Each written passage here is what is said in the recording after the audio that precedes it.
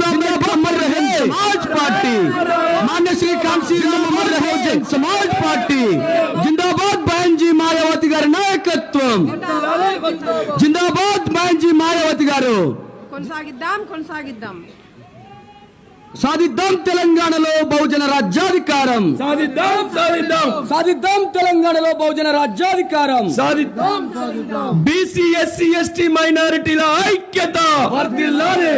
BC SC ST మైనారిటీల ఐక్యత వర్ధిల్లాలి, బీసీలకు రాజ్యాధికారం బీఎస్పీతోనే సాధ్యం, బీసీలకు రాజ్యాధికారం బీఎస్పీతోనే సాధ్యం, బీసీ ఎస్సీ ఎస్టీ మైనారిటీల ఐక్యత వర్ధిల్లాలి వర్ధిల్లాలి, బీసీ ఎస్సీ ఎస్టీ మైనారిటీల ఐక్యత వర్ధిల్లాలి వర్ధిల్లాలి, బీసీలకు రాజ్యాధికారం బీఎస్పీతోనే సాధ్యం, బీసీలకు రాజ్యాధికారం బీఎస్పీతోనే సాధ్యం, బీసీలకు రాజ్యాధికారం బీఎస్పీతోనే సాధ్యం, వర్ధిల్లాలి బెన్ కుమారి మాయావతి గారి నాయకత్వం, వర్ధిల్లాలి వర్ధిల్లాలి, వర్ధిల్లాలి బెన్ కుమారి మాయావతి జీ నాయకత్వం, వర్ధిల్లాలి వర్ధిల్లాలి, వర్ధిల్లాలి బెన్ కుమారి మాయావతి గారి नायकत्व वर्धिल्लाली वर्धिल्लाली, मायावती जी संघर्ष करो हम आपका साथ है, बहन जी संघर्ष करो हम आपका साथ है, बहन जी संघर्ष करो हम आपका साथ है, बहन जी संघर्ष करो हम आपका साथ है, बीएसपी की क्या पहचान नीला झंडा हाथी निशान, बीएसपी की क्या पहचान नीला झंडा हाथी निशान, बीएसपी का क्या पहचान नीला झंडा, अंदर बहन जी संघर्ष करो, अंदर ఒకసారి నిలబడండి,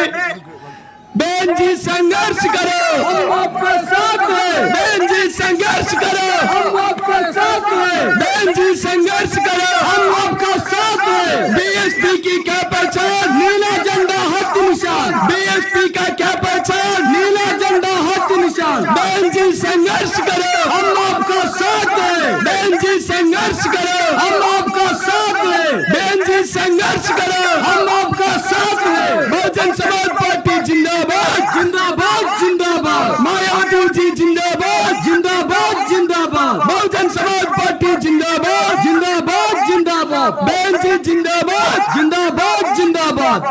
Thank you very much.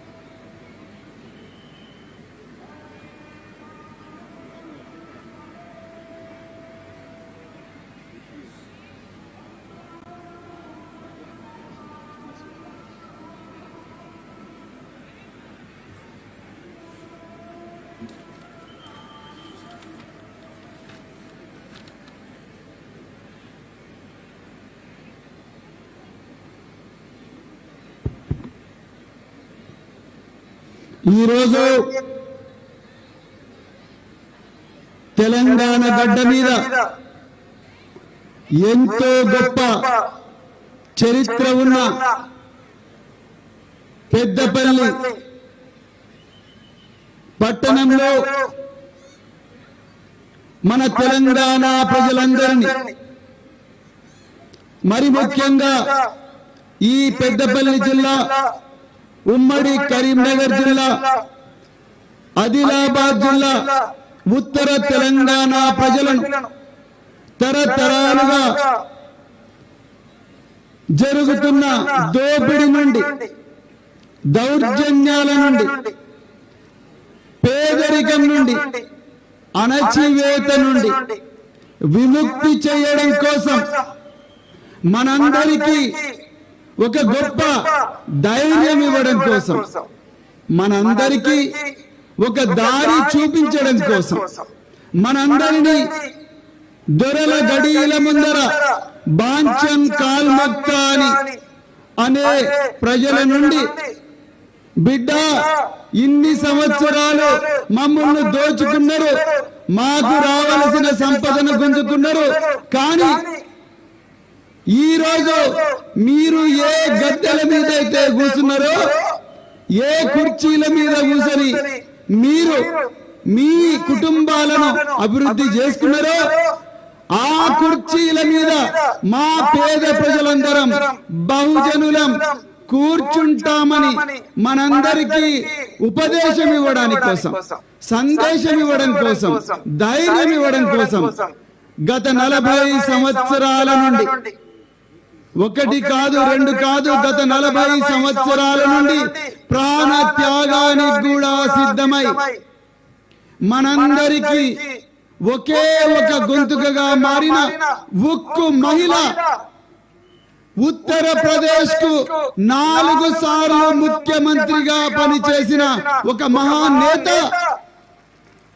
మాజీ రాజ్యసభ సభ్యురాలు, ఈ దేశంలో ఆత్మ గౌరవానికి, అదే విధంగా అన్ని వర్గాలకు, కేవలం ఒక దళిత వర్గాలకే కాదు, లేకపోతే గిరిజన వర్గాలకే కాదు, సమాజంలో ఉండే అన్ని అణచివేయబడ్డ వర్గాలకు ఆశాకిరణంగా మారిన మన మహానాయకురాలు బహెన్జీ కుమారి మాయావతి గారు నేడు పెద్దపల్లి గడ్డ మీద కాలు మోపినందుకు వారికి మీ అందరి తరపున, మనందరి తరపున, తెలంగాణ ప్రజలందరి గట్టిగా చప్పట్లతో స్వాగతం పలకాల్సిందిగా కోరుకుంటున్న మిత్రులారా, గట్టిగా చప్పట్లు కొట్టండి మిత్రులారా. చాలా చాలా ధన్యవాదాలు మిత్రులారా. ఈరోజు మన జాతీయ నాయకురాలు, కాబోయే ప్రధానమంత్రి మనందరి ప్రయోజనాలను, కేవలం మన ప్రయోజనాలు మాత్రమే కాదు, మన రాబోయే తరాల భవిష్యత్తును దృష్టిలో పెట్టుకొని మనందరి రాబోయే తరాలను కాపాడడం కోసం మళ్ళీ కూలీ చేసే కుటుంబాల్లో మళ్ళీ కూలీ బిడ్డలు పుట్టకూడదు, కైకీలు చేసుకునే కుటుంబాల్లో మళ్ళీ కైకీలు చేసుకునే బిడ్డలు పుట్టకూడదు, రేకుల షెడ్లలో బతుకుతున్న బిడ్డల్లో మళ్ళీ కుటుంబాల్లో మళ్ళీ రేకుల షెడ్లలో మరి బతికే బిడ్డలు ఉండకూడదు. అదే విధంగా కష్టాలు ఉండకూడదు, కన్నీళ్లు ఉండకూడదు. మన బిడ్డలు బతుకుతారు కోసం మళ్ళీ గల్ఫ్కో ఇంకెక్కడ పోయి బాంచన్ కాల్మక్త అంటూ బతకొద్దు. మళ్ళీ ఆటో డ్రైవర్ల కుటుంబాల్లో మళ్ళీ ఆటో డ్రైవర్లు పుట్టొద్దు, బీడీలు చేసుకునే కుటుంబాల్లో మళ్ళీ బీడీలు చేసుకునే బిడ్డలు పుట్టొద్దు.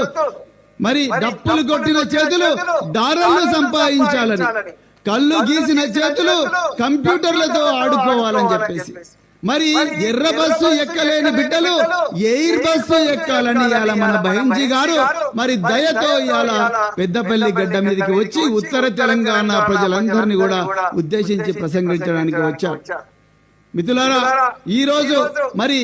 ఈ వేదిక మీద ఉన్న మన బహుజన బిడ్డలు, మన మట్టి బిడ్డలు, మన గుడిసెలల్లా రెక్కాడితే డొక్కాడని కుటుంబాల పుట్టిన బిడ్డలు మరి మన ఎమ్మెల్యేలుగా బహెన్జీ కుమారి మాయావతి గారి ఆశీర్వాదంతో ఇప్పుడు ఎమ్మెల్యే అభ్యర్థులుగా తరతరాలుగా మనను దోపిడీ చేసి వాళ్ళ గుమ్మిలల్లా వేల కోట్ల రూపాయలు దాచుకున్న దొరలు, బంగారాన్ని దాచుకున్న దొరలు, ఆ దొరల గడియలతో తలబడబోతున్న మన బిడ్డలు పెద్దపల్లి నియోజకవర్గం నుంచి దాసరి ఉష, అదే విధంగా మంతని నియోజకవర్గం నుంచి, పెద్దపల్లి నియోజకవర్గం నుంచి దాసరి ఉష ఐఐటి ఖరగ్పూర్ లో చదివి బహెంజీ కుమారి మాయావతి గారి నాయకత్వంతో ప్రభావితులై నాకు సాఫ్ట్వేర్ ఇంజనీర్ కాదు, నేను బహెంజీ గారి బాటలో నడుస్తాను, ఈ సమాజంలో ఉన్న తారతమ్యాలను అన్నిటి కూడా మరి రూపుమాపి ఒక గొప్ప సమాజాన్ని నిర్మిస్తానని చెప్పేసి వచ్చిన దాసరి ఉష గారు, అదే విధంగా మంతన్ నియోజకవర్గం నుంచి వచ్చిన చల్లా నారాయణ రెడ్డి గారు, అదే విధంగా రామగుండం నియోజకవర్గం నుంచి వచ్చిన మన సింగరేణి బిడ్డ అంబటి నరేష్ యాదవ్ గారు, అదే విధంగా గజ్వేలు నుంచి వచ్చిన మరో బీసీ బిడ్డ పద్మశాలి బిడ్డ జక్కని సంజయ్ కుమార్ గారు, మరి మానకొండూరు నుంచి ఇక్కడ మానకొండూరులో పోటీ చేస్తున్న బహుజన్ సమాజ్ పార్టీ సీనియర్ నాయకులు అడ్వకేట్ నిషాని రామచంద్రన్ గారు, అదే విధంగా ధర్మపురి గడ్డ మీద మరి బహుజన్ సమాజ్ పార్టీ టికెట్ మీద పోటీ చేస్తున్న నక్కా విజయ్ కుమార్ గారు, వీళ్ళందరినీ ఆశీర్వదించడం కోసం మరి బహెంజీ కుమారి మాయావతి గారు మన మధ్యలో ఉన్నారు. ఇప్పుడు నేను పెద్దపల్లి అభ్యర్థి, అదే విధంగా పెద్దపల్లి పట్టణ సభ్యులందరినీ కూడా, పార్టీ సభ్యులందరినీ కూడా, పార్టీ సీనియర్ నాయకులందరినీ కూడా బహెంజీ కుమారి మాయావతి గారిని మరి గజమాలతో సత్కరించాల్సిందిగా ఈ సందర్భంగా కోరుకుంటున్నాను.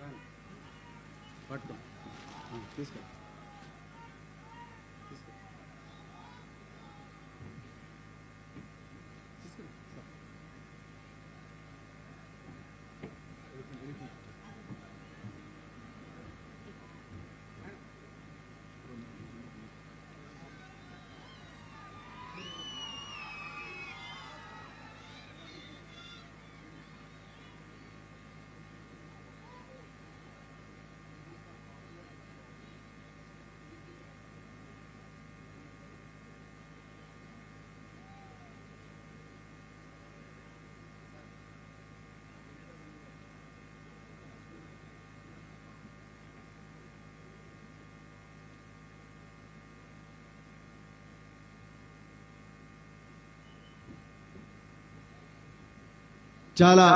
ధన్యవాదాలు. ఒక్కసారి మరొక్కసారి మన జాతీయ అధ్యక్షురాలు ఉక్కు మహిళ బహెంజీ కుమారి మాయావతి గారికి గట్టిగా ఒక్కసారి చప్పట్లు కొట్టండి మిత్రులారా. గట్టిగా మన దృఢ నిశ్చయం, అంకిత భావం, మన మొండితనం, మడమ తిప్పని తత్వం ఉత్తర తెలంగాణ రక్తంలో ఉన్నది, ఇక్కడి నీళ్లలో ఉన్నది, మానేరు వాగులో ఉన్నది, రామగిరి కిల్లలో ఉన్నది, కుక్కల గూడూరులో ఉన్నది, కాళ్ళు శ్రీరాంపూర్లో ఉన్నది, పూసాలలో ఉన్నది, ఎలిగేడులో ఉన్నది, జూలపల్లిలో ఉన్నది, ధూళి కట్టలో ఉన్నది. అవునా కాదా? గట్టిగా చప్పట్లు కొట్టండి ఒక్కసారి. అభి मैं बहुजन समाज पार्टी का जातीय अध्यक्ष और उत्तर प्रदेश के पूर्व मुख्यमंत्री, पूर्व संसद, भारत देश में सर्व समाज का मान और सम्मान के प्रतीक बहनजी कुमारी मायावती जी को अपने कीमती वाला ख्याल यहाँ के उत्तर तेलंगाना के लोगों का सामने पेश करने का अनुरोध करता हूँ। और दासरी उषा जी, आप बहुजन समाज पार्टी का जातीय अध्यक्ष बहनजी कुमारी मायावती का संदेश को ट्रांसलेट करेंगे. दासरी उषा మన పెద్దపల్లి బిడ్డ మరి బహెంజీ గారి సందేశాన్ని మనందరికీ తెలుగులో వివరిస్తారు. ధన్యవాదాలు.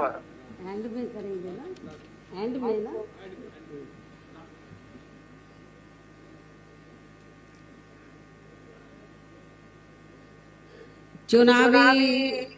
जनसभा में इकट्ठा हुए बीएसपी के सभी छोटे बड़े पदाधिकारी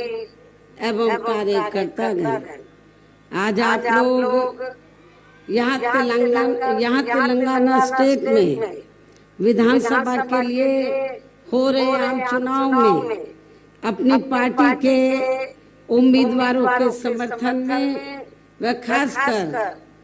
पार्टी के यहाँ state president Shri RS Praveen Kumar, जो काबिल, ईमानदार, मिशनरी व निष्ठावान भी हैं, ये भी चुनाव लड़ रहे हैं और इनको आप लोग अपना मुख्यमंत्री बनाने के खास उद्देश्य के साथ ही मुझे सुनने के लिए यहाँ इकट्ठा हुए हैं। तो उसके लिए मैं आप सभी लोगों का हार्दिक दिल से आभार प्रकट करती हूँ। हालांकि इनकी कामयाबी के लिए यहाँ के स्थानीय कोऑर्डिनेटर व नेताओं के साथ साथ केंद्रीय स्टेट कोऑर्डिनेटर एवं राज्यसभा सांसद श्री रामजी गौतम भी पूरे जी जान से लगे हुए हैं। इनकी भी मैं बहुत बहुत आभारी हूँ। और अब मैं यहाँ हो रहे विधानसभा आम चुनाव में ये कहना चाहूंगी कि हमारी पार्टी ये चुनाव आपके तेलंगाना प्रदेश की अधिकांश विधानसभा की सीटों पर अकेले अपने बलबूते पर ही पूरी तैयारी व दमदारी के साथ ये चुनाव लड़ रही है। इसके साथ ही हमने BSP से जुड़ने की तादाद को ध्यान में रखकर फिर उसी अनुपात में ही यहाँ सर्व समाज के लोगों को टिकट भी दिए हैं। लेकिन अब मैं आप लोगों का ध्यान यहाँ हो रहे विधानसभा आम चुनाव में अपनी पार्टी BSP को कामयाब बनाने के लिए कुछ जरूरी बातों की तरफ दिलाना चाहती हूँ। और इस संदर्भ में सबसे पहले मैं आप लोगों को ये कहना चाहूंगी कि आजादी के बाद इस लंबी अवधि में भी यहाँ सभी विरोधी पार्टियों की रही सरकारों में आपके प्रदेश सहित पूरे देश में भी सर्व समाज में से विशेषकर SC, ST, OBC, मुस्लिम व अन्य धार्मिक अल्पसंख्यकों के साथ साथ गरीबों, मजदूरों, किसानों, व्यापारियों एवं अन्य मेहनतकश लोगों का भी सही से विकास व उत्थान आदि नहीं हो सका है। जिनकी सरकारों की नीतियों व कार्यशैली को अब इन्हें और ज्यादा आजमाने की जरूरत नहीं है। और इस मामले में खासकर मैं SC, ST व OBC वर्गों के लोगों को ये भी बताना जरूरी समझती हूँ कि इन्हें परम पूज्य बाबा साहब डॉक्टर भीमराव अंबेडकर के कड़े संघर्ष एवं अथक प्रयासों से भारतीय संविधान के तहत मिले कानूनी अधिकारों में से खासकर सरकारी नौकरियों में जो आरक्षण की सुविधा मिली है, तो उसे भी यहाँ शुरू से ही इन वर्गों के प्रति हीन व जातिवादी मानसिकता रखने वाली सभी विरोधी पार्टियों की रही सरकारें प्रभावहीन बनाने में तथा इसे अब धीरे धीरे खत्म करने की भी पूरी कोशिश में लगी हुई है। यही मुख्य वजह है कि देश में आजादी के बाद व शुरू में केंद्र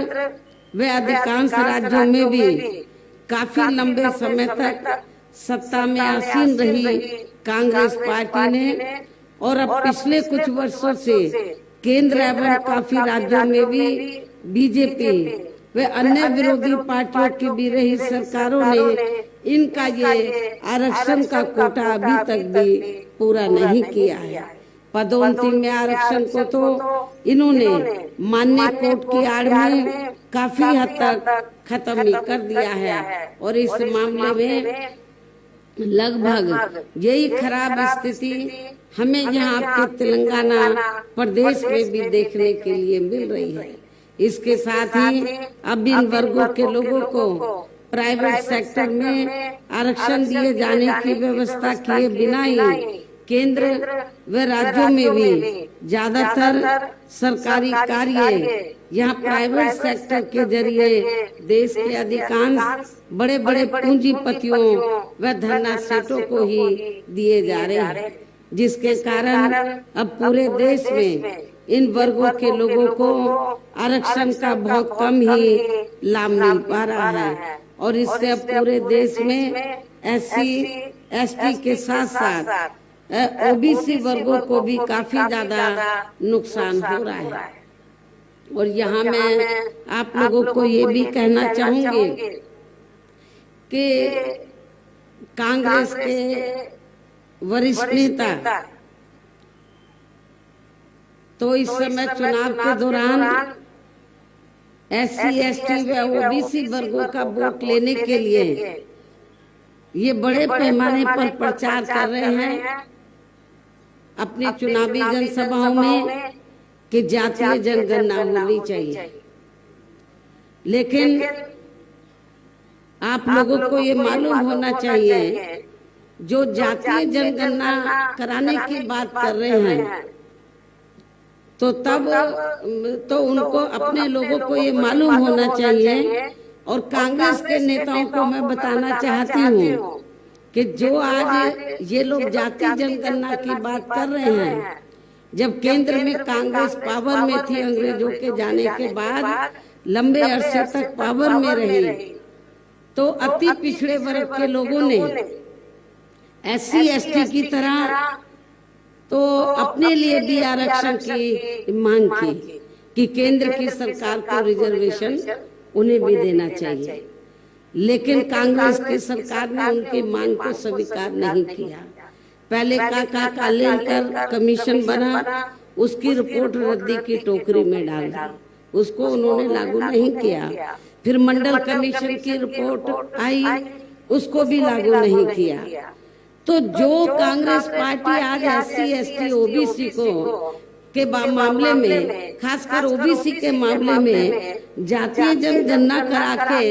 उनको रिजर्वेशन देने की बात कर रही है कि उनको उनका हक मिलना चाहिए, तो जब मंडल कमीशन की रिपोर्ट आई तो उसको उन्होंने लागू नहीं किया। और मंडल कमीशन की रिपोर्ट को हमारी पार्टी बनी थी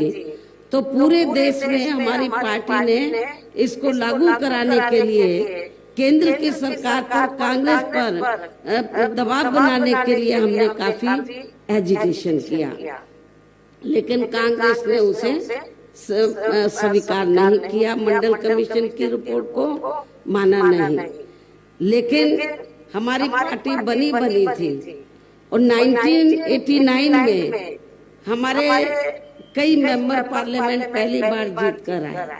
1984 में पार्टी बनी, 89 में हमारे कई मेंबर पार्लियामेंट लोकसभा में जीत कर आए। मैं खुद भी यूपी से, बिजनौर से लोकसभा की पहली बार मेंबर पार्लियामेंट बनी, तो हमारे कई MP जीत कर आए। तो उस समय केंद्र में कांग्रेस सत्ता से बाहर हुई, श्री BP सिंह के नेतृत्व में मिली जुली सरकार बनी। श्री BP सिंह ये चाहते थे कि BSP भी सरकार में शामिल हो, और BP सिंह जी ने ये कहा मान्यवर श्री कांशीराम जी से कि हम मायावती को जो भी मिनिस्ट्री बड़ी चाहे हम देने के लिए तैयार हैं, लेकिन सरकार में शामिल हो जाए। तो उस समय हमने श्री BP सिंह को ये कहा, वो प्रधानमंत्री थे, हमने उनको ये कहा कि हमें कोई बड़ा मंत्रालय आपका नहीं चाहिए, हमारी दो मांगे हैं। पहली मांग ये है कि मंडल कमीशन की रिपोर्ट को लागू करो, जो कांग्रेस ने लागू नहीं की है, और दूसरी मांग ये है कि हमारे लोग कांग्रेस से ये लंबे अरसे से मांग करते रहे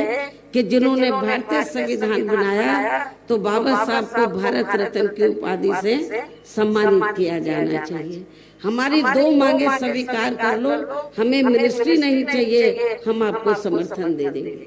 श्री BP सिंह की सरकार ने हमारी इन दोनों मांगों को मान लिया। इसलिए अन्य पिछड़े वर्गों के लोगों को ये मालूम होना चाहिए कि इन्हें यानी कि ओबीसी वर्गों के लोगों को मंडल कमीशन की रिपोर्ट के तहत आरक्षण की ये सुविधा केंद्र में कांग्रेस पार्टी की रही सरकार में नहीं मिली है, बल्कि बीएसपी के कड़े संघर्ष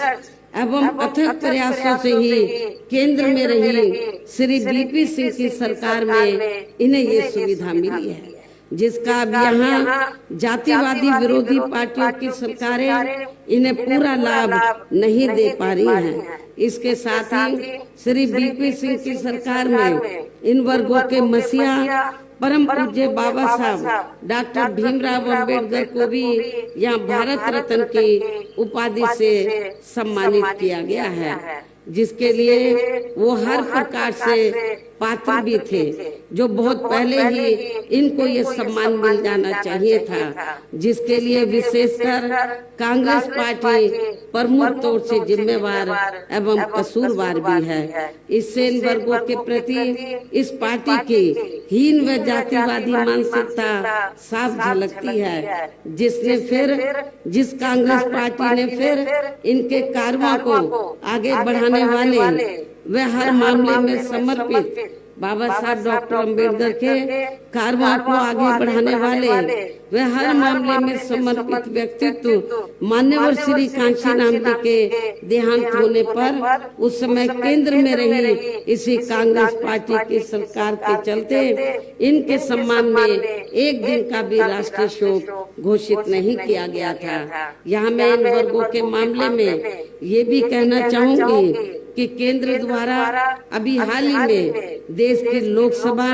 व राज्य विधानसभाओं में महिलाओं को जो 33% आरक्षण देने की व्यवस्था की गई है, तो उसमें एससी, एसटी व ओबीसी वर्गों की महिलाओं को अलग से कुछ भी आरक्षण नहीं दिया गया है। इतना ही नहीं बल्कि इन वर्गों के लोगों को जुल्म जाति से निजात दिलाने के लिए जो अनेकों नियम व कानून आदि बने हैं, तो उन पर भी केंद्र व अधिकांश राज्यों की सरकारें सही से अमल नहीं कर पा रही हैं, जिससे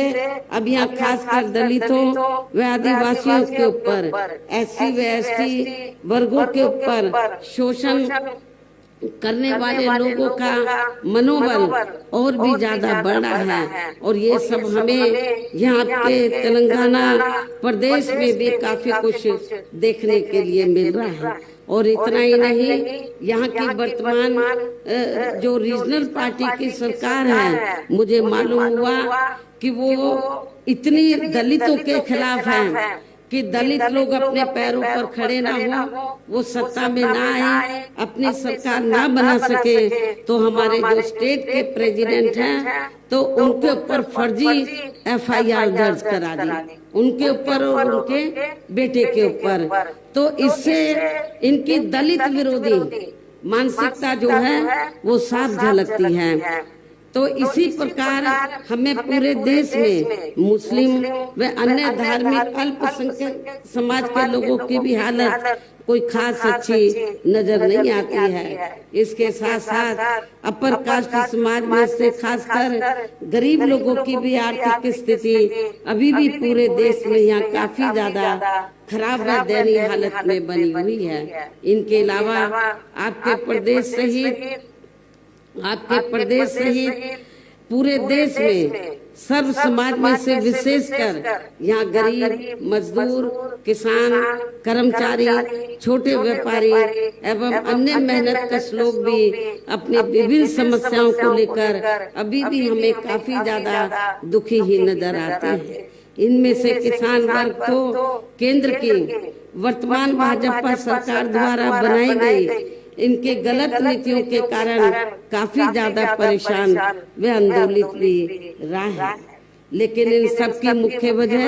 हमारी पार्टी केंद्र में आपके तेलंगाना स्टेट में भी यहाँ तक की रही सभी विरोधी पार्टियों की सरकारों की जातिवादी, पूंजीवादी व संकीर्ण मानसिकता के तहत बनाई गई उनकी नीतियों, उनकी गलत नीतियों एवं गलत कार्य प्रणाली को ही काफी हद तक जिम्मेवार मानकर चलती है। और इस मामले में खासकर इनकी गलत आर्थिक नीतियों की वजह से ही आए दिन या पूरे देश में गरीबी, बेरोजगारी व महंगाई आदि भी काफी ज्यादा बढ़ रही है, जिससे आपका अपना प्रदेश भी प्रभावित ये प्रदेश भी प्रभावित हो रहा है। इसके साथ साथ अब अपने देश में भ्रष्टाचार भी हर स्तर पर काफी ज्यादा बढ़ रहा है, जिससे आपका खुद का अपना तेलंगाना प्रदेश भी अछूता नहीं रहा है। और इन सब के लिए हमारी पार्टी आजादी के बाद से लेकर अभी तक केंद्र व देश के अधिकांश राज्यों में तथा आपके खुद के अपने तेलंगाना प्रदेश में भी ज्यादातर सत्ता यहाँ गलत पार्टियों में से खासकर कांग्रेस यहाँ की रीजनल पार्टी को ही काफी हद तक जिम्मेवार मानकर चलती है, क्योंकि जब ये तेलंगाना अलग से स्टेट नहीं था, आंध्रा का हिस्सा होता था, तो कांग्रेस पार्टी यहाँ सत्ता में लंबे अरसे तक आसीन रही। तेलंगाना स्टेट बना तो यहाँ की रीजनल पार्टी सत्ता में आसीन रही। और जब ये अलग से स्टेट बन रहा था तो आप लोगों को मैं ये बताना चाहती हूँ कि बहुजन समाज पार्टी ने पार्लियामेंट के अंदर और आपके यहाँ तेलंगाना क्षेत्र में भी तो इसका विरोध नहीं किया था, इसका समर्थन किया था। और जब ये विधेयक आया पार्लियामेंट में तो हमने उसके समर्थन में वोट दिया था। तो ये भी आप लोगों को मालूम होना चाहिए, जबकि पूरे देश में बीएसपी ही अकेली एक ऐसी पार्टी है जो सर्व समाज के लोगों की सभी समस्याओं का समाधान करके उन्हें हर मामले में हर स्तर पर यह खुशहाल बना सकती है। और इसी आधार पर चलकर ही आबादी के हिसाब से देश के सबसे बड़े प्रदेश अर्थात उत्तर प्रदेश में तो 4 बार हमारी पार्टी ने अपने नेतृत्व में वहाँ सरकार बनाई है। 4 बार वहाँ अपने नेतृत्व में सरकार बनाई है। और हमने अपनी सभी चारों नई सरकारों में अपनी पार्टी की विचारधारा एवं सिद्धांतों के तहत चलकर वैसे तो वहाँ सर्व समाज के हितों का पूरा ध्यान रखा है, लेकिन सभी मामलों में प्राथमिकता पहले हमने वहाँ सर्व समाज में से विशेषकर उन वीकर सेक्शन के लोगों को तथा गरीब एवं असहाय लोगों को ही दी है, जिनके वहाँ हर मामले में वे हर स्तर पर सभी विरोधी पार्टियों की रही सरकारों में उनकी हीन, जातिवादी, संकीर्ण व पूंजीवादी सोच होने के कारण काफी ज्यादा उपेक्षा की गई है। इसके साथ साथ हमने उत्तर प्रदेश में गरीब एवं बेरोजगार लोगों को दूसरी पार्टियों की रही सरकारों की तरह मामूली सा बेरोजगारी भत्ता न देकर उन्हें बड़ी तादाद में सरकारी एवं गैर सरकारी क्षेत्रों में स्थायी रोजगार भी उपलब्ध कराए हैं। इसके साथ ही गरीब भूमिहीन लोगों को खेती करने के लिए हमने वहाँ उन्हें फ्री सरकारी जमीन भी दी है, जिससे वहाँ लाखों गरीब लोगों को फायदा पहुँचा है। इसके अलावा हमारी पार्टी की रही सरकार ने वहाँ विभिन्न क्षेत्रों में लगे लोगों के हितों में भी अनेकों महत्वपूर्ण एवं ऐतिहासिक कार्य किए हैं। वहाँ हमने छात्रों, युवाओं, महिलाओं, बुजुर्गों आदि के हितों में अनेकों महत्वपूर्ण ऐतिहासिक फैसले लिए हैं, कार्य किए हैं, जिससे उन्हें काफी ज्यादा लाभ पहुँचा है, जिसके नकल अब देश के बाकी राज्यों की सरकारें कर रही हैं, लेकिन उनकी नीयत साफ नहीं है, इसलिए उसका फायदा इन लोगों को पूरा नहीं मिल पा रहा है। साथ ही हमने उत्तर प्रदेश में सर्व समाज के लोगों के ऊपर किसी भी प्रकार की कोई जुल्म जाति आदि भी नहीं होने दी है। इतना ही नहीं बल्कि हमारी पार्टी की रही सरकार ने यहाँ अपने देश में दलित एवं अन्य पिछड़े वर्गों में समय समय पर जन्मे हमारे महान संतों, गुरुओं व महापुरुषों में भी खासकर महात्मा ज्योतिराव फुले, छत्रपति शाहू जी महाराज, श्री नारायण गुरु, बाबा साहब डॉक्टर भीमराव अम्बेडकर एवं मान्यवर श्री कांशीराम जी आदि को भी विभिन्न रूपों में पहली बार वहाँ पूरा आदर सम्मान दिया है, जिन्हें विरोधी पार्टियों के लोग अभी तक भी आसानी से पचा नहीं पा रहे हैं। इस प्रकार से उत्तर प्रदेश में हमारी पार्टी ने अपने सभी चारों नए शासन काल के दौरान वहाँ हर मामले में व हर स्तर पर सर्व समाज के लोगों को काफी बेहतरीन सरकार दी है। और यदि आप लोग भी यहाँ अपने तेलंगाना स्टेट में आम जनहित के व खासकर कमजोर एवं उपेक्षित वर्गों के हितों में ऐसे ही कार्य करना चाहते हैं तो फिर आप लोगों को भी उत्तर प्रदेश की तरह यहाँ अपने तेलंगाना